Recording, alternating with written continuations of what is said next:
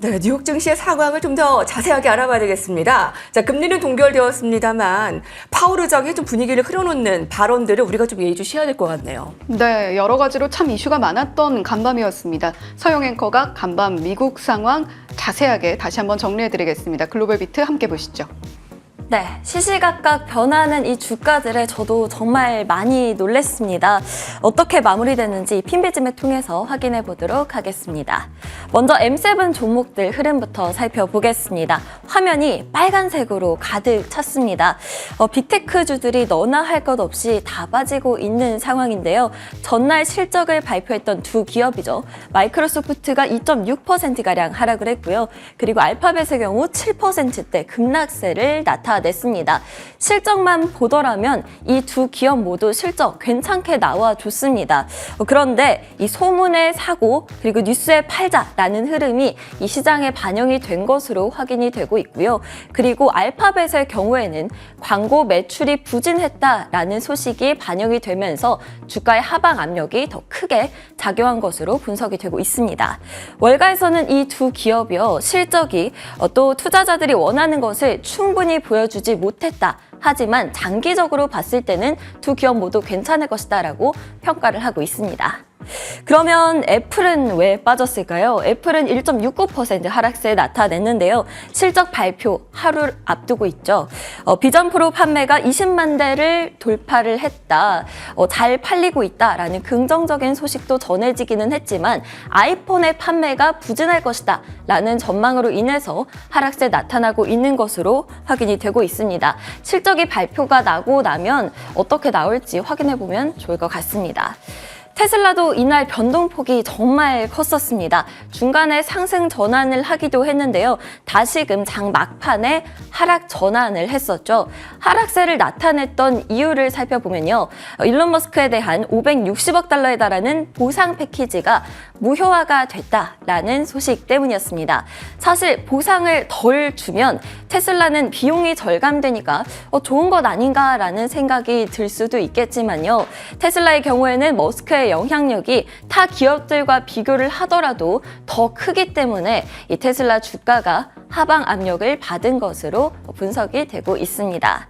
전반적인 시장 상황도 한번 살펴보도록 하겠습니다. 하락세를 나타내다가요, 중간에 그래도 좀 반등을 하는가 싶더니 결국에는 3월 금리 인하 기대감이 저하가 되면서 다시 주저앉는 모습이었습니다. 빅테크주들이 전반적으로 시장을 끌어내리는 모습이었고요.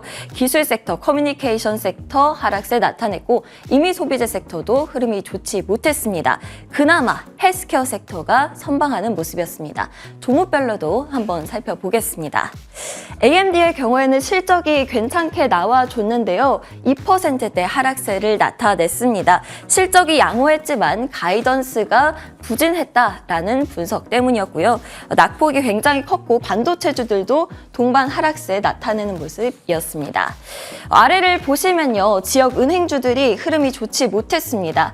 네, 뉴욕 커뮤니티 뱅코프 주가가 큰 손실을 내면서 폭락세를 나타냈고요. 이에 다른 지역 은행주들도 동반 하락세를 나타낸 거죠. 끝부분에 마스터카드의 경우에는 1%가량 상승을 했는데요. 호실적으로 인한 것으로 확인이 되고 있습니다. 스타벅스의 경우에는 부진한 실적 그리고 가이던스를 발표하기는 했는데 장 초반에는 3% 강세를 나타내기도 했었죠. 그렇게 주가 흐름이 좋았었습니다. 그런데 어닝 미스가 나타나면서 주가가 반영이 돼 있다고 확인이 되고 있고요. 하락세 나타내면서 거래를 마쳤습니다.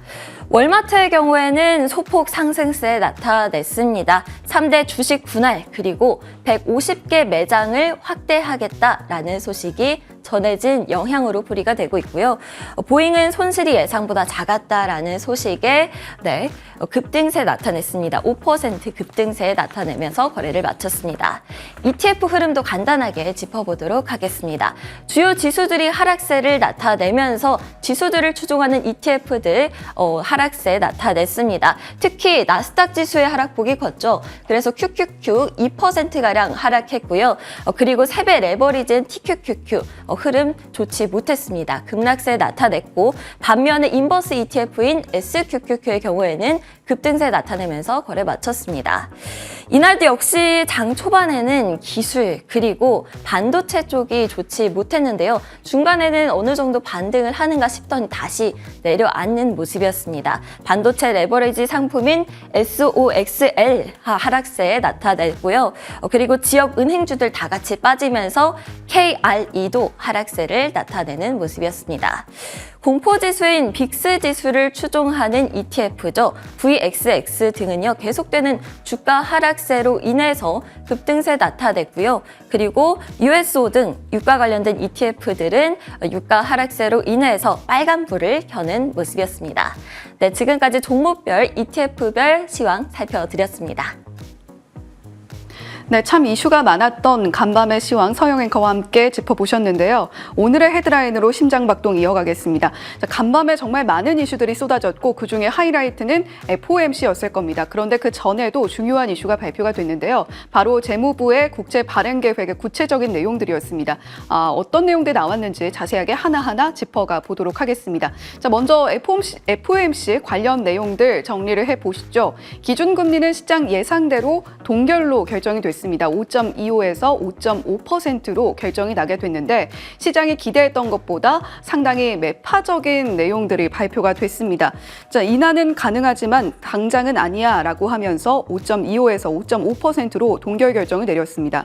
연준은 최근 경제 활동은 지표상으로 안정적 속도로 확장하고 있으며 일자리 성장은 다소 둔화됐지만 여전히 견조하다며 물가 상승은 지난해에 비해 완화됐지만 여전히 오름세를 유지하고 있다고 진단했습니다. 이어 위원회는 오랫동안 최대 고용 및 물가 상승률을 2% 목표로 설정해왔다며 이 같은 목표를 성취하기 위한 위험은 더 좋은 균형점으로 나아가고 있다고 판단하지만 경제 전망은 불확실하고 인플레이션 가능성에 여전히 높은 주의를 기울이고 있다고 덧붙였습니다. 1월 FOMC 성명서 변화 내용도 짚어보겠습니다. 경제활동 판단을 경기에 대한 성장세는 둔화되었다 해서 경기는 굳건한 페이스로 확장되고 있다며 상향 조정했고 두 번째 단락을 큰 폭으로 수정하면서 양대 목표 도달에 대한 위험이 균형 잡혔다는 긍정적인 평가를 새롭게 추가했습니다. 2019년 1월 성명서 변화와 마찬가지로 추가 인상 문구를 삭제하고 향후 금리 조정 가능성 문구를 추가했습니다. 또한 긴축의 누적과 시차 용어 모두 삭제한 것도 주목할 만합니다. 단 인플레이션이 2%로 지속적으로 이동하고 있다는 더 큰 확신을 얻기 전까지는 인하가 적절치 않다는 표현도 새롭게 추가됐습니다. 지금 인플레이션 관련해서 여러 가지 변화들이 있는데 또 하나 주목할 만한 점은 바로 은행 시스템에 대한 자신감 부분이 사라졌다는 겁니다.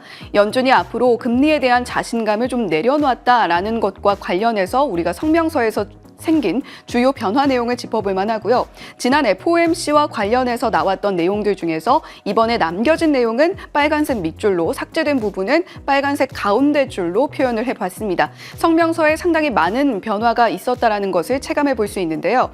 이보다 앞서서 발표됐던 재무부의 국채 발행 계획과 관련해서 시장의 국채 금리는 보다 조금 더 강력하게 움직이고 있는 것 같습니다. FOMC가 아무래도 시장의 반응을 크게 벗어나지 않는 내용들을 내놓았기 때문인데요. 어떤 내용들이 나왔는지 재무부의 국채 발행 계획도 자세하게 짚어드리도록 하겠습니다.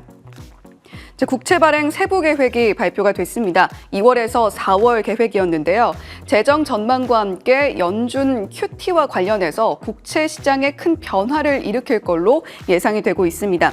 이 표채 발행 규모를 점진적으로 늘어갈 것이다 라고 밝힌 바가 있고 근본 발표 대비 이 표채와 FRM 발행 규모 조정의 증액은 없을 것으로 예상이 되고 있습니다. 3월 말까지 재정증권 발행은 현 추세를 유지할 것이라고 발표를 했고요. 총 발행 금액은 3,000억에서 3,500억 달러를 예상하고 있습니다. 3월 말에서 4월 초부터는 발행량을 점진적으로 감소시킬 것이라는 발표도 함께 나왔습니다. 4월 중에 재정증권 발행량 감소분은 1,000억에서 1,500억 달러로 발표가 됐습니다. 국채 발행 세부 계획이 나온 이후 국채 금리는 하락세를 보였습니다. 재무부는 내주에 1,210억 달러어치의 장단기 국채를 발행할 것이라고 밝혔습니다. 이는 지난 분기에 1,120억 달러보다 늘어난 수치입니다. 네, 이렇게 재무부의 국채 발행 계획까지 세부적으로 나오면서 FOMC와 재무부의 국채 발행 계획이 국채 시장에 큰 영향을 미치고 있습니다. 일단 국채 금리는 2년물을 중심으로 조금 더 빠른 하락을 보이고 있다, 더 큰 폭의 하락을 보이고 있다라고 체크를 해보시면 좋겠고요. 자, 계속해서 다음 소식 이어가 보도록 하겠습니다.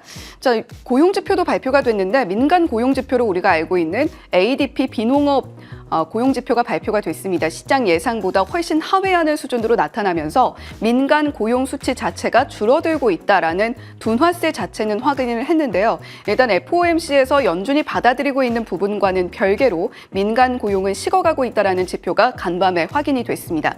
ADP 비농업 고용 지표 자세하게 짚어드리겠습니다. 10만 7천 건으로 예상 하회. 미국의 1월 민간 고용이 전문가 예상치에 현저히 못 미치는 수준으로 집계됐습니다. 뒤늦게 고용 시장에 찬바람이 불기 시작한 게 아니냐라는 우려가 나타나고 있습니다. 민간 고용 정보사인 ADP에 따르면 1월 민간 고용은 10만 7천 명을 기록해 12월 15만 8천 명에서 한 달 만에 5만 1천 명이나 줄었습니다. 기존 예상치였던 다우존스 추정 15만 명보다도 현저히 적은 숫자가 나타난 건데요. 증가분은 제조업이 3만 명, 서비스업이 7만 7천 명, 제조업 가운데선 건설이 2만 1,000개, 광업이 6천 개, 일반 제조업이 2천 개 순증하는 모습을 보여줬습니다. ADP 보고서는 미국 노동부의 월간 고용 보고서보다 이틀 먼저 발표되는데요. 2일 발표가 예정된 미국 노동부의 비농업 고용 보고서에도 같은 흐름이 나올지 시장은 주목하고 있습니다. 고용지표가 둔화하면 금리 인하와 관련해서도 영향을 미칠 수 있기 때문에 시장의 주목도가 상당히 높아져 있는 상황입니다. 자, 계속해서 다음 소식 함께 짚어보겠습니다. 노보노디스크 실적과 관련해서 관심 갖고 계신 분들이 상당히 많을 것 같은데요. 역시 굉장히 좋은 호실적의 모습을 보여줬습니다. 구체적인 실적 발표 내용 함께 짚어보겠습니다. 자, 지금 노보노디스크의 실적들 저희가 살펴보게 되면요. 여러 가지로 좋은 시그널들, 특히 비만약과 관련해서 좋은 시그널들이 발표가 됐습니다. 지난해 37% 향상된 1,225억 7,400만 크론에 달러로 환산을 하면 148억 9천만 달러의 영업이익, 그리고 121억 5천만 달러의 순이익을 올린 것으로 집계됐습니다. 주당 순이익 또한 한 주당 18.62크론에 달러로 2.7달러에 달해 52% 크게 증가한 것으로 나타났습니다. 제품별 실적에서 최근에 가장 핫한 비만 치료제로 떠오른 위고비의 경우에는 313억 4,300만 크론에 45억 5천만 달러의 매출액을 기록하면서 전년 대비 407% 성장한 것으로 나타났습니다.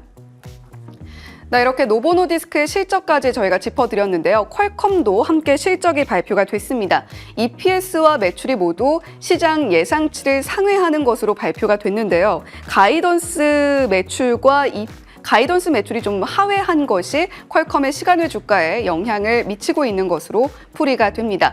자, 그리고 간밤에 유가는 소폭 하락하는 모습을 보여줬는데요. 미국의 원유 재고가 발표된 영향이 상당히 컸다라는 점도 체크 포인트 삼아 보시면 좋을 것 같습니다. 지금까지 오늘의 헤드라인 짚어봤고요. 오늘의 심볼 계속해서 해리맨커와 함께 짚어보시면 좋을 것 같습니다. 네, 오늘의 심볼입니다. 자, 오늘의 심볼은 아마 기술주들의 급락과 하락이 가장 큰 특징이라고 볼 수 있습니다. 구글 알파벳 마이너스 7%의 하락, 보시는 바와 같이 마이크로소프트는 2%대까지 주가가 하락하기도 했습니다. 왜 깜짝 실적을 냈는데도 주가는 이렇게 희미하냐라고 질문이 있으실 텐데요. 아마 눈높이가 굉장히 높아졌기 때문에 그 기대치를 따라가기에는 굉장히 쉽지 않다라는 것이 평가입니다. 마이크로소프트 깜짝 실적 후에 실망스러운 주가 오늘 확인을 했기 때문에 이제 오늘 밤에 이 대형 기술주들이 추가 조정이 나타날지가 굉장히 큰 관심사입니다. 다음 페이지 볼까요? 사실 마이크로소프트는 그동안 AI에 대해 논의하는 것에서 이제는 AI를 대규모로 적용하는 것으로 옮겨졌다며 본인들은 AI의 투자와 앞으로의 성장성을 더 높게 가져가겠다라고 확실시했습니다. 이번 실적은 건강한 성장세를 확인했다. 하지만 과열된 시장을 충족할 만큼 강력한 성장은 글쎄라고 월가의 평가를 확인할 수 있겠습니다. 다음은 알파벳인데요. 알파벳의 상황은 더 좋지 못합니다. 오늘 마이너스 7%의 주가 급락까지 나타날 이유가 있을까라는 생각까지 들 정도인데요. 오늘 마감은 마이너스 7%대로 거래를 마쳤습니다. 알파벳은 광고 수익이 기대치를 좀 미달했습니다. 하지만 미달치가 그렇게 크지도 않았습니다. 매출액은 컨센서스보다 더 높은 발표치를 내놨고요. 주당 순이익, 구글 클라우드 또한 매출이 다 증가했습니다.